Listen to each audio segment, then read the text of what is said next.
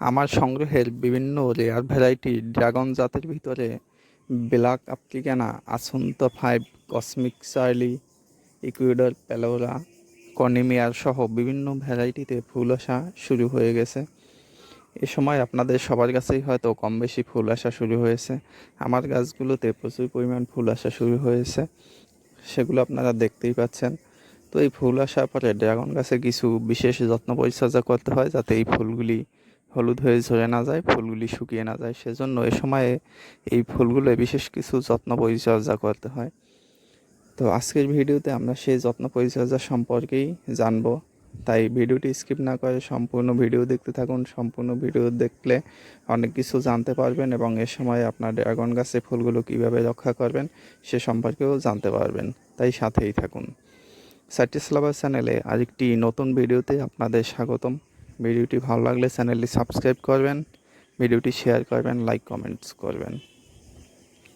তো আমার এই ড্রাগন গাছগুলো দেখুন, এই গাছগুলোতে এপ্রিল মাসে কী কী খাবার দেবো, কী কী পরিচর্যা করব সে সম্পর্কে একটি ভিডিও অলরেডি চ্যানেলে দেওয়া আছে। সে ভিডিওটি আপনারা দেখে নিতে পারেন। কীভাবে ড্রাগন গাছে প্রচুর পরিমাণে ফুল পাবেন সে সম্পর্কিত একটি ভিডিও রয়েছে। এই গাছগুলোতেই ফুল আসা শুরু হয়ে গেছে। যেহেতু এখন বৃষ্টি একটু কম, যত বৃষ্টি হবে তত আরও ফুল আসা শুরু হবে। তো এ সময় চলুন জেনে নেই এই ড্রাগন ফুলগুলো এ সময়ে কেন ঝরে যায়, কেন হলুদ হয়ে যায়, কেন শুকিয়ে যায়। এই ফুল ঝরা বা ফুল শুকিয়ে যাওয়া বা ফুল হলুদ হওয়া প্রধানত তিনটি কারণে হয়। একটি হচ্ছে ছত্রাকের আক্রমণ, দ্বিতীয়টি হচ্ছে পিঁপড়ার আক্রমণ এবং চতুর্থটি হচ্ছে রোদের তাপমাত্রা। তাপমাত্রা অনেক বেশি হলে এ সময় ফুল ঝরে যেতে পারে, ফুল হলুদ হয়ে শুকিয়ে যেতে পারে। এছাড়া প্রধান যে সমস্যা সেটি হলো ছত্রাকের আক্রমণ। আপনার ফুলে ফুলে যদি ছত্রাকের আক্রমণ হয় তাহলে আপনার ফুল শুকিয়ে ঝরে যেতে পারে বা ফুল হলুদ হয়েও ঝরে যেতে পারে। তাই এ সময় ছত্রাকের আক্রমণ প্রথমে এগুলো বিভিন্ন ধরনের পরিচর্যা আছে, সেই পরিচর্যাগুলো এ সময় করতে হবে। ফুল ঝরে যাওয়া বা ফুল শুকিয়ে যাওয়ার আরেকটি কারণ হচ্ছে তাপমাত্রার পার্থক্য। এ সময়ে দেখবেন দুপুরের দিকে প্রচুর পরিমাণে তাপ থাকে রোদের। সেই রোদের প্রচণ্ড তাপের কারণে এ সময় ফুল শুকিয়ে যেতে পারে। আরেকটি কারণ হচ্ছে পিঁপড়ার আক্রমণ। এ সময় আপনারা সবাই অবশ্যই জানেন যে ড্রাগন ফুল আসলে, ড্রাগন ফুল যখন মার্বেলের আকার থাকে তখন ড্রাগন ফুলে চারিদিকে একটি হানি ভিউর আস্তরণ থাকে, অর্থাৎ মধুর মতো একটি আঠালো একটি পদার্থের আস্তরণ থাকে। এই আঠালো পদার্থটি খেতেই পিঁপড়ে আসে এবং এই পিঁপড়েগুলো ওই আঠালো পদার্থ খেতে এসে ফুলটি নষ্ট করে দেয়। যার কারণে পিঁপড়ের আক্রমণেও এভাবে ফুল নষ্ট হয়ে যেতে পারে। আমার এই গাছে ফুলগুলো দেখুন, এগুলো অনেকগুলো ফুলেই মার্বেল আকার ধারণ করেছে। এরকম মার্বেল আকৃতি ফুলগুলো হলেই আপনাকে সময় পূর্বে ট্রিটমেন্ট করতে হবে, পিঁপড়ের আক্রমণ বন্ধ করতে হবে, ছত্রাকের আক্রমণ বন্ধ করতে হবে। তাহলেই আপনারা সর্বোচ্চ পরিমাণ ফলন পাবেন। তো আমি যে প্রধান তিনটি সমস্যা বললাম, এই সমস্যা তিনটি সমাধান করতে পারলেই কিন্তু আপনি এ সময় আপনার ফুলগুলো টিকিয়ে রাখতে পারবেন। যেহেতু এখন রোদের তাপমাত্রা অনেক বেশি, তাই এ সময়ে এই পরিচর্যাগুলো একটু সাবধানতা অবলম্বন করে করতে হবে। তো এই তিনটি সমস্যার জন্য আপনারা কী কী পরিচর্যা করবেন, এ সময় কী কী ঔষধ ব্যবহার করবেন সেটি আমি বলে দেব। আর দেখতে থাকুন আমার এই গাছগুলিতে কী পরিমাণ ফুল এসেছে। এগুলো সবগুলো রেয়ার ভ্যারাইটি। এবছর রেয়ার ভ্যারাইটিগুলোতেই সবার আগে ফুল আসা শুরু হয়েছে। আমাদের যেগুলো খুব কমন ভ্যারাইটি বা পরিচিত ভ্যারাইটি, যেগুলো পলিনেশন দরকার হয় না, সেই ভ্যারাইটিগুলো ধীরে ধীরে ফুল আসতেছে। তবে রেয়ার ভ্যারাইটি যেগুলো হ্যান্ড পলিনেশন করতে হয় সেগুলি ফুল আগে চলে এসেছে। তো এই ফুলগুলো পলিনেশন কীভাবে করবো, কীভাবে পলিন সংগ্রহ করবো, সব ধরনের ভিডিওই আমরা নিয়ে আসবো। সব ভিডিওগুলো পেতে চ্যানেলটি সাবস্ক্রাইব করে রাখবেন অবশ্যই, তাহলে নিয়মিত ভিডিও পাবেন। আর এই সময় দেখুন কেবল ফুল আসা শুরু হয়েছে ছোট ছোট। এই ফুলগুলি আস্তে আস্তে বড় হবে এবং ফুলগুলির যথাযথ ট্রিটমেন্ট করতে পারলে এই ফুলগুলি থেকেই ফল সেট হবে, ফলে আকৃতি বড় হবে। এখানে দেখতে পাচ্ছেন একদিন বৃষ্টি হওয়াতেই কীভাবে প্রত্যেকটি ব্রাঞ্চ থেকে, প্রত্যেকটি কাঁটা থেকে ফুল আসা শুরু হয়েছে। যত বৃষ্টির পরিমাণ ধীরে ধীরে বাড়বে, সময় যত যাবে ততই ফুলের পরিমাণ ততই বৃদ্ধি পাবে।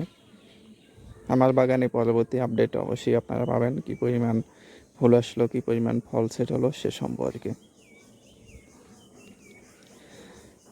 তো এই সময় আমাদের সবারই একটি কমন সমস্যা থাকে ফুল আসা শুরু হলে, যে এই ফুলগুলো থেকে কীভাবে ফল সেট হবে। তো চলুন প্রথমেই এই ফুলগুলো থেকে কীভাবে পিঁপড়ার আক্রমণ রোধ করবেন সে সম্পর্কে জেনে নিই। ফুলের উপর থেকে পিঁপড়ার আক্রমণ বন্ধ করতে আপনারা যে কোনো একেবারে এই সময় একেবারে কমন বা কম দামি আপনারা পেস্টিসাইড এবং ফাঙ্গিসাইড ব্যবহার করতে পারেন। পেস্টিসাইড হিসেবে সাইবারমেথ্রিন গ্রুপের যে কোনো একটি পেস্টিসাইড ব্যবহার করতে পারেন। এখানে বাজারে নাইট্রোস, হবিকুরন, রিপকর্ড এগুলো পাওয়া যাচ্ছে। এগুলো যে কোনো একটি ব্যবহার করতে পারেন। এক্ষেত্রে খুব কম পরিমাণে ব্যবহার করবেন।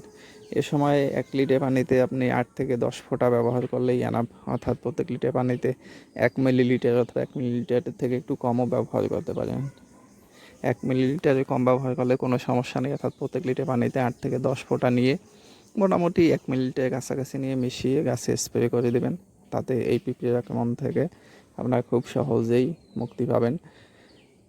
এই সাইবারমেথ্রিন গ্রুপের মেডিসিনটি ইউজ করলে আপনার ড্রাগন ফুলে পিঁপড়ে আক্রমণ হবে না। এরপরে চলুন জেনে নেই এ সময় এই ফুলগুলি রক্ষা করার জন্য ছত্রাকের আক্রমণ আপনারা কীভাবে বন্ধ করবেন। এ সময় আমরা ছত্রাকের আক্রমণ বন্ধ করতেও খুব একেবারে কম দামি এবং বাজার যেটি একেবারে কমন সেই কার্বেন্ডাজিম এবং ম্যানকোজেব গ্রুপের ছত্রাকনাশক ব্যবহার করব। এক্ষেত্রে আপনারা অটোকেয়ারের এই কম্পানিয়ন অথবা ম্যানসার অথবা সাবফাঙ্গিসাইড এগুলো ব্যবহার করতে পারেন। এটিও একেবারে পরিমাণে এ সময় কম ব্যবহার করবেন। প্রত্যেক লিটার পানিতে 1 গ্রাম পরিমাণ ব্যবহার করলেই এনাফ। তাহলেই আপনার ফুলগুলো ফাঙ্গাসের হাত থেকে রক্ষা করতে পারবেন। এখন এখানে প্রত্যেকটি ব্রাঞ্চে যে পরিমাণ ফুল এসেছে বা প্রত্যেকটি ব্রাঞ্চে অসংখ্য ফুল আসে, সবগুলো ফুল আপনার গাছের ম্যাচুরিটি অনুযায়ী, গাছের ধারণ ক্ষমতা অনুযায়ী ফল সেট হবে। সেক্ষেত্রে একটি ব্রাঞ্চে যদি 8 থেকে 10টি ফুল আসে, 8 থেকে 10টি ফল এমনিতেও সেট হবে না, 2-4টি ফুল এমনিতেও ঝরে যাবে।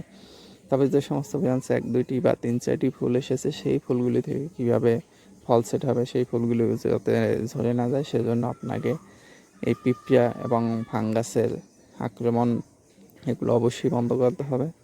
আর এ সময় আপনি চাইলে একটি জৈব কীটনাশক এবং জৈব পিজিআর একসাথে ব্যবহার করতে পারেন। আর জৈব কীটনাশক এবং জৈব পিজিআরের খুব ভালো একটি প্রোডাক্ট হলো কাকা। এই প্রোডাক্টটিতে এটির ভিতর একসাথে আপনার জৈব পিজিআর এবং জৈব কীটনাশক দুটি খুব ভালো একটি কম্বিনেশন। এটি সম্পূর্ণ অর্গ্যানিক। এটি আপনারা ব্যবহার করতে পারেন। এটি সময় ব্যবহার করলে খুব ভালো রেজাল্ট পাবেন। এটি যেমন জৈব পিজিআর হিসেবেও কাজ করবে, তেমনি কীটনাশক হিসেবেও কাজ করবে। তবে আপনি যদি আলাদা আলাদা কীটনাশক, ফাঙ্গিসাইড এগুলো ব্যবহার করেন, পেস্টিসাইড এবং ফাঙ্গিসাইড আপনারা চাইলে একসাথে ব্যবহার করতে পারেন। তবে পেস্টিসাইড এবং ফাঙ্গিসাইড ব্যবহার করার 1 সপ্তাহ পরে এই কাকা এটি ব্যবহার করতে পারেন। এটি সময় ব্যবহার করলে খুব ভালো রেজাল্ট পাবেন। তবে ড্রাগনের ফুলগুলি মার্বেল আকার যখন ধারণ করবে তখনই আপনারা এই স্প্রেগুলো দিয়ে দেবেন 1 সপ্তাহের ব্যবধানে। তাহলে খুব ভালো রেজাল্ট পাবেন। মার্বেল আকৃতি থেকে একটু বড় হয়ে গেলে তখন আর ফুলে কোনো প্রকার স্প্রে করবেন না। ওই সময় আপনি ফুলে চাইলে অনুখাদ্য স্প্রে করতে পারেন, তবে কোনো পেস্টিসাইড এবং ফাঙ্গিসাইড স্প্রে করা যাবে না।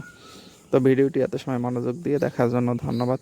আমি যেভাবে এত সময় বললাম এই 3টি সমস্যার সমাধানের জন্য এভাবে পরিচর্যা করলে সর্বোচ্চ পরিমাণ ফল আপনার বাগান থেকে আপনি পাবেন। ভিডিওটি এত সময় মনোযোগ দিয়ে দেখার জন্য ধন্যবাদ। চ্যানেলটি সাবস্ক্রাইব করে চ্যানেলে